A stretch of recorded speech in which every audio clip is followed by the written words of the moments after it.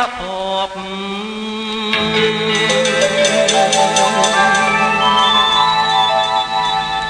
តឹងទ្រូងស្ទើរស្លាប់ចុកចាប់ពេញប្រាន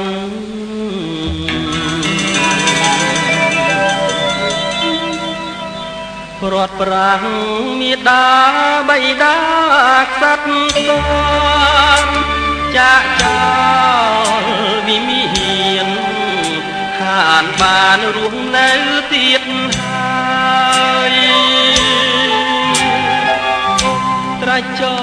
ដោយដងជ្រលងបុព្វតាតាឯងអង្គាស្គាល់តែទុកឥតស្បាយ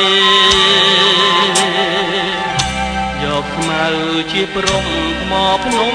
ជាខ្នាយអនិច្ចា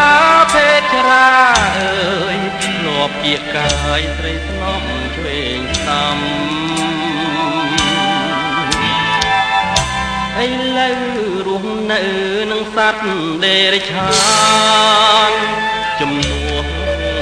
សត្វខ្សានធ្លាប់រាំងសាផ្នែកភ្នំ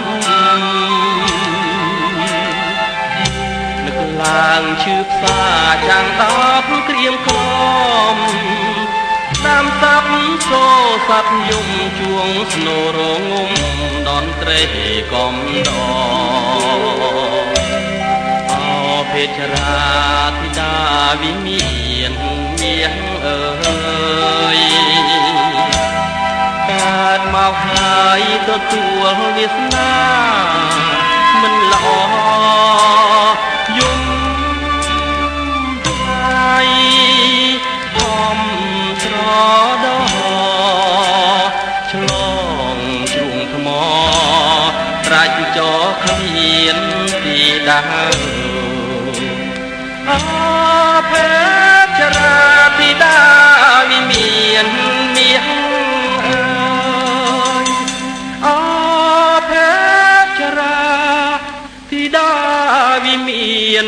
មាសអើយ